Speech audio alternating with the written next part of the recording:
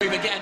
Right, so the Mercedes in the middle of the road, the Audi sees an opportunity, there's space down the inside, you have to make it for you. There was a rub wheel to wheel, both front and rear, and once the Audi got the ground, then really there was nothing much that Alain Day was able to do about it. And you can see the joy, and that isn't Prince William in the pits, that's Nicky Meyer. Well done. So here comes the battle for the lead down towards turn 7. Alvaro Perret, René Rast. 10 minutes to go. Hence these two cars again. Drive through for car number 9. Alvaro Perret for releasing belts before the car was stopped. Alvaro Perret, who we're on board with now, the race leader, has to do a drive-through penalty.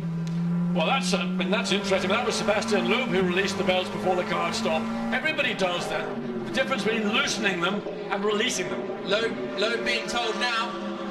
And well, he reacted quite well, didn't he? Yeah, but he's learned. You know, he's the boss. You know, the buck stops with Sebastian. You know, that's what happens when you're the boss. Somebody's got to take the blame. It's the boss. Absolutely. Boss. Yeah. Into the left-hander comes Alvaro Perret, and he comes into the pits to serve his drive-through penalty. And René Rast takes the lead of the race. So, well, I mean, a shame for the race. Yes. But rules are rules, and taking your seatbelt off is possibly the most dangerous thing you can do. Well, what drivers normally do is when they come into the pits, they release the shoulder straps and they use their shoulders to loosen the belts up.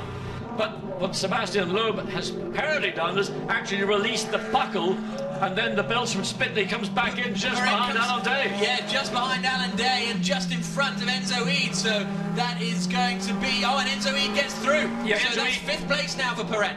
Ede had the opportunity. He saw that the McLaren was going to be on the left-hand side of the track. He followed through behind Alain Day, and he will now be looking to try and take that 4th spot away from Alain Day in about 8.5 minutes or so remaining. It'll be 3rd spot now that Alain Day is sitting in. So